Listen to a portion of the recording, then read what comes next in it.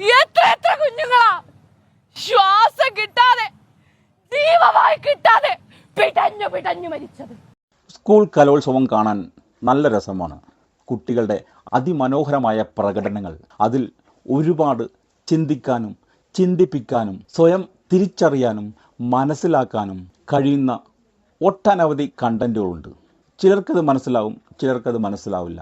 ചിലർ അറിഞ്ഞാലും അറിയാത്ത ഭാവം നടിക്കും. പക്ഷേ ഇപ്രാവശ്യത്തെ സ്കൂൾ കലോത്സവത്തിൽ ഒരു കണ്ടന്റ് എൻ്റെ മനസ്സിനെ വല്ലാതെ പിടിച്ചു കുലുക്കി. അത് കണ്ടപ്പോൾ എനിക്ക് തോന്നി നിങ്ങൾക്കും അത് ഷെയർ ചെയ്തു തരാം. ആ കണ്ടന്റിലെ യാഥാർത്ഥ്യം ചിലർക്ക് മനസ്സിലായോ എന്നറിയില്ല. നിങ്ങൾ ആ വീഡിയോ ഒന്ന് കാണും.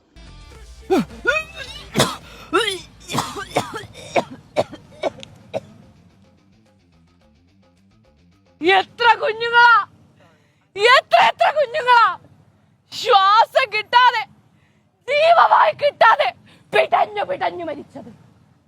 എവിടെയാ എവിടെയാ ഗോരഖ്പൂർ, ഗോക്കളെ രക്ഷിക്കുന്ന ഇടം. കണ്ണന്റെ, നമ്മുടെ ഉണ്ണിക്കണ്ണന്റെ ജന്മദേശത്ത് അന്ന് ദ്വാരകയിൽ ദുഷ്ടനായ കംസനെ വധിക്കാൻ ഒരു ഉണ്ണി പിറക്കുന്നു. എന്നെ കംസനെ വധിക്കാൻ ഉണ്ണി പിറക്കുന്നു അത്രേ. ഒന്നല്ല 1000 ഉണ്ണി പിറന്നാലും കൊല്ലണം, നിരിച്ച് കൊല്ലണം. കണ്ടില്ലേ, ഈ കുട്ടിയുടെ ഈ പ്രകടനം പലരുടെയും മനസ്സിൽ ഒരു തീരാ നോവായി മാറിയിട്ടുണ്ടോ എന്ന് എനിക്കറിയില്ല. പക്ഷേ എൻ്റെ മനസ്സിൽ ഇതൊരു തീരാ നോവായി മാറിക്കഴിഞ്ഞു. ഇതൊരു യാഥാർത്ഥിക കണ്ടൻ്റാണ്. അങ്ങ് UP-യിൽ ഓക്സിജൻ കിട്ടാതെ, ജീവവായു കിട്ടാതെ ഒരു ഹോസ്പിറ്റലിൽ പിഞ്ചു കുഞ്ഞുങ്ങൾ ശ്വാസം മുട്ടി മരിച്ച ഒരു കണ്ടൻ്റാണിത്. അതിനെതിരെ വിരൽ ചൂണ്ടിയ ഒരു ഡോക്ടറെ മാസങ്ങളോളം ഇരുട്ട് നിറഞ്ഞ കാരാഗ്രഹത്തിലേക്ക് തള്ളിവിട്ട ഒരു ഭരണാധികാരി, അതും നമ്മുടെ ഇന്ത്യയിൽ. നോക്കണം, പിഞ്ചു കുഞ്ഞുങ്ങൾ ശ്വാസം കിട്ടാതെ പിടഞ്ഞ് മരിച്ചതിനെ ആ കുഞ്ഞുങ്ങളെ മരണത്തിലേക്ക് വിട്ടുകൊടുക്കാതെ പോരാടിയ ആ ഡോക്ടറുടെ ശ്രമമെല്ലാം വിഫലമാക്കിക്കൊണ്ട് ആ ഡോക്ടറെ ഇരുട്ട് നിറഞ്ഞ കാരാഗ്രഹത്തിലേക്ക് അടച്ച ഒരു നാടാണ് UP.